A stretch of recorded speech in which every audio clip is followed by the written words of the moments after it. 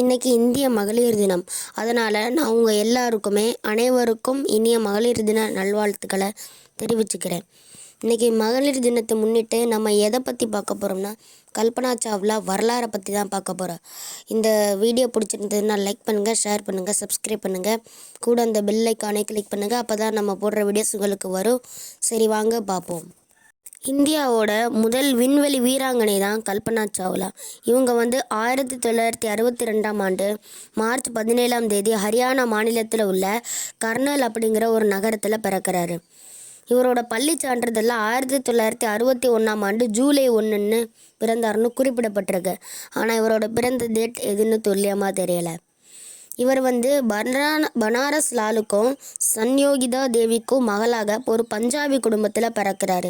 இவருக்கு சுனிதா அப்புறம் தீபான்னு 2 சிஸ்டர்ஸ் இருக்காங்க. சஞ்சய்னு ஒரு பிரதரும் இருக்கான், அதாவது சகோதரன் இருக்கான். கல்பனா தான் இந்த குடும்பத்தில் பிறந்த லாஸ்ட்டு. சமஸ்கிருதத்தில் கல்பனானா கற்பனைன்னு பொருளாம். கல்பனா சாவ்லா சின்ன வயசுலேருந்தே தலைக்கு மேலே விமானம் பறக்கிறத ரசிச்சுக்கிட்டே இருப்பாங்க. ஒரு முறை கல்பனா சாவ்லா தன்னோட அப்பா கிட்ட ஃப்ளையிங் கிளப்புக்கு கூட்டிகிட்டு போகும்படி கேட்டிருக்காங்க. ஃப்ளையிங் கிளப்பில் கல்பனா சாவ்லா விமானத்தை ஆச்சரியப்பட்டு பார்ப்பாங்களாம். அதில் விமானத்துலேயும் பயணம் செய்வாங்களாம்.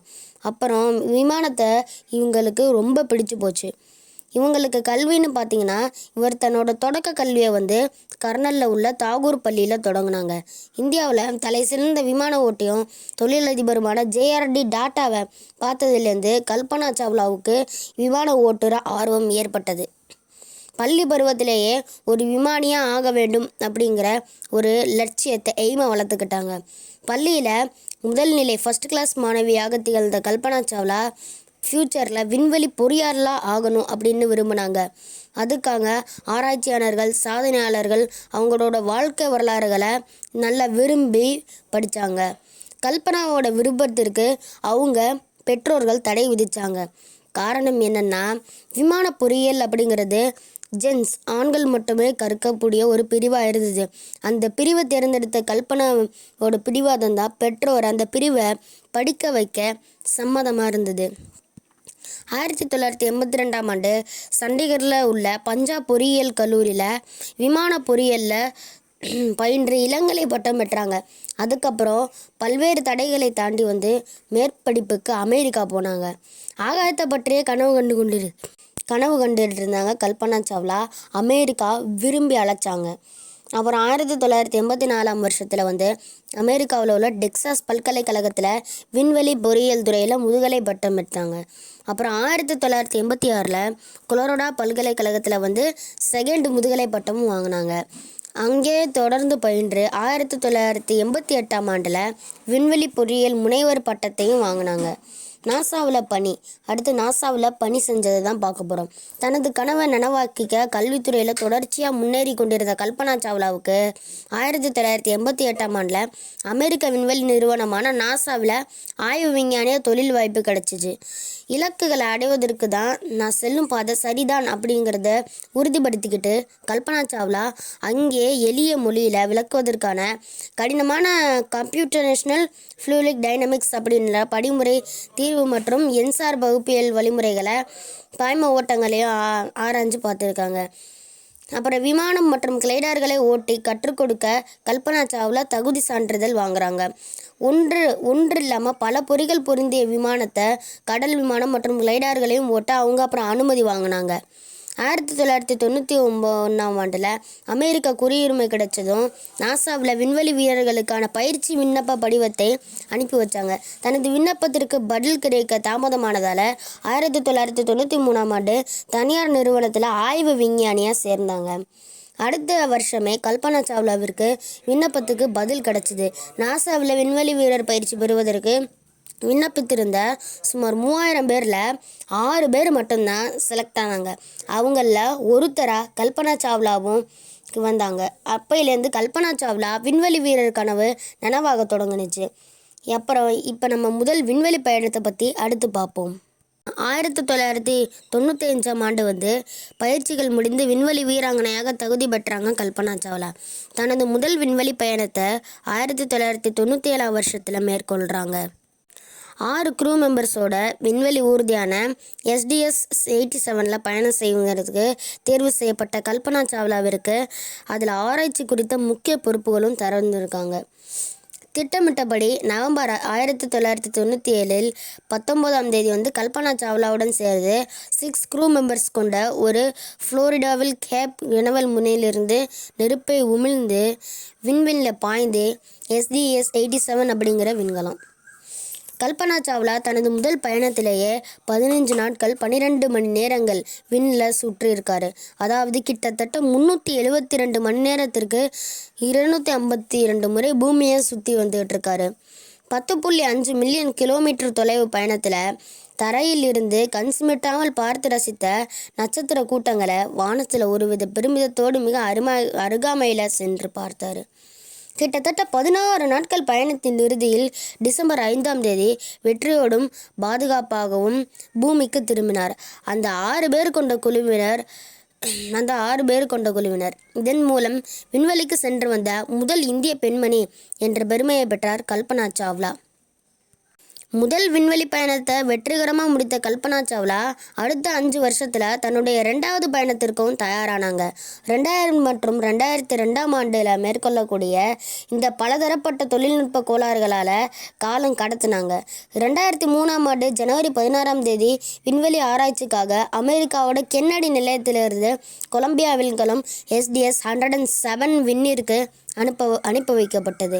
அந்த விண்கலத்தில் இந்திய வம்சாவளி பெண்ணாகிய கல்பனா சாவ்லா உள்ளிட்ட 7 பேர் பயணித்தாங்க. விண்வெளியை நோக்கி கொண்டிருந்த அந்த சமயத்தில் பாதுகாப்பு அமைப்பின் ஒரு பகுதி விண்கலத்தின் மீது வேகமாக மோதினுச்சு. இதனால் இறக்கையில் ஏற்பட்ட பெரிய துளையை சரி செய்வதற்கான ஏற்பாடுகள் செஞ்சாங்க. ஆனால் அதை சரி செய்ய முடியலை. இந்த தகவலை நாசாவுக்கு தெரிவிச்சிருக்காங்க. ஆனால் குறைந்த நேரத்தில் வேறு ஒரு ராக்கெட்டை அனுப்ப முடியாது அப்படிங்கிறது சாத்தியமான ஒன்றாக தான் இருந்தது. விண்கலத்தில் பாதிப்புகள் பெரியதாக இருந்தாலும் கூட விண்கலம் வெற்றிகரமாக விண்வெளி அடைஞ்சிருச்சு. புவியையும் விண்வெளியையும் கண்காணித்து 80 ஆராய்ச்சி மேற்கொண்டாங்க. அவற்றுள் விண்வெளி வீரர்களின் ஆரோக்கியம், பாதுகாப்பு, விண்வெளி தொழில்நுட்ப மேம்பாடு தொடர்பான தரப்பட்ட பரிசோதனைகள் மேற்கொள்வது தான் குறிப்பிடத்தக்கது. இந்திய வம்சாவளி பெண்ணாகிய கல்பனா சாவ்லா உள்ளிட்ட 7 பேர் பயணித்த கொலம்பியா விண்கலம் STS-107 அது திட்டமிட்டபடி 16 நாட்கள், அதாவது 15 மணி நேரம், 15 நாட்கள் 22 மணி நேரம் 30 நிமிஷம் அல்லது 32 வினாடிகள் விண்வெளியில் பயணம் செய்த பிறகு பூமிக்கு திரும்பும் நாளும் வந்துச்சு. பிப்ரவரி 1ஆம் தேதி கொலம்பியா விண்கலம் தரையிறங்குவதை எதிர்பார்த்து காத்து கொண்டிருந்தாங்க நாசா. ஆனால் கென்னடி விண்வெளி மையத்தில் விண்கலம் வழக்கமாக தலையிறங்கும் வழிமுறைகள் பின்பற்றினாங்க.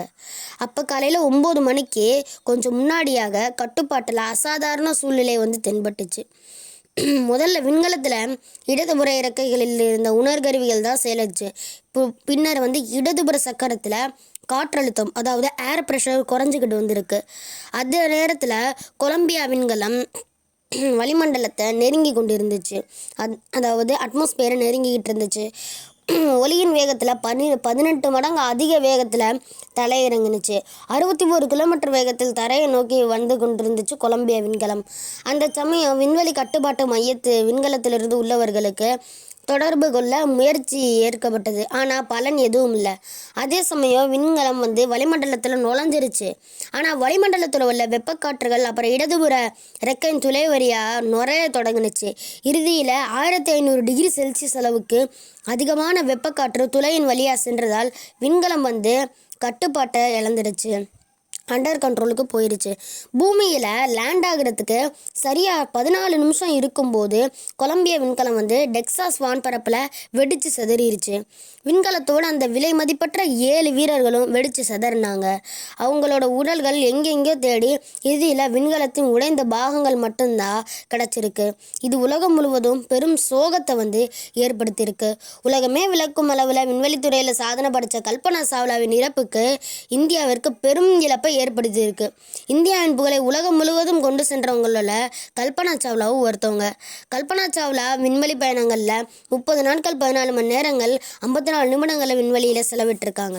முதல் விண்கலத்தின் நிறையில நட்சத்திரங்களை விண்மீன்களை நீங்கள் பார்க்கும்போது குறிப்பிட்ட நிலப்பகுதியிலிருந்து பார்ப்பது போல் இருக்காது, சூரிய மண்டலத்திலிருந்து பார்ப்பது போல் இருக்கும்னு தன்னோட அனுபவங்களை பகிர்ந்து கொண்டாங்க கல்பனா சாவ்லா. அடுத்து கல்பனா சாவ்லாவுக்கு என்னென்ன பதக்கம் வழங்கினாங்கன்னு பார்க்கலாம்.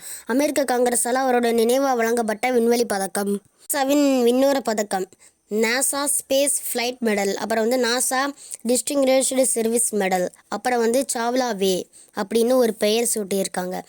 அது அப்புறம் கல்பனா சாவ்லா விருதுன்னா 2004 ஆண்டுலேருந்து வழங்குறது நாசா. அடுத்து கல்பனா சாவ்லா தன்னோட கனவுகளை பற்றி சொன்ன வார்த்தைகளை சொல்கிறேன். எனக்கு சிறு வயது முதல் விண்வெளி என்றால் அப்படி ஒரு ஆசை. மொட்டை மாடியில் அமர்ந்து வானத்தை பார்த்து கொண்டிருப்பேன். நட்சத்திரங்களை எண்ணுவேன். என்னை நண்பர்கள் கேலி செய்வார்கள். ஆனால் வானிலிருந்து எனக்கு மட்டும் ஒரு அழைப்பு குரல் கேட்டுக்கொண்டே இருக்கும். சிறுவயதில் இருந்த அந்த பிரமிப்பு நிஜமாகவே விண்வெளியில் பறந்த பிறகு அடங்கியதா என்றால் இல்லவே இல்லை. விண்வெளியிலிருந்து நட்சத்திரங்களையும் விண்மீன்களையும் பார்க்கும்போது நாம் பூமியை சேர்ந்தவர்களா அல்லது வேற்று கிரக மனிதர்களா என்ற ஒரு மயக்கம் கலந்த சந்தேகம் வரும் என்றார். ஃப்ரெண்ட்ஸ், லாஸ்ட்டாக ஒரு பொன்மொழி சொல்லி முடிக்கிறேன். கனவுகளை கண்டு அந்த கனவுகள் நினைவாகுவதற்கு விடாமுயற்சியோடும் முழு மனதோடும் செயல்பட்டால் வெற்றி நிச்சயம் என்ற உண்மையை உலகிற்கு உணர்த்தி சென்ற வீர பெண்ணை நாம் போற்றுவோம்.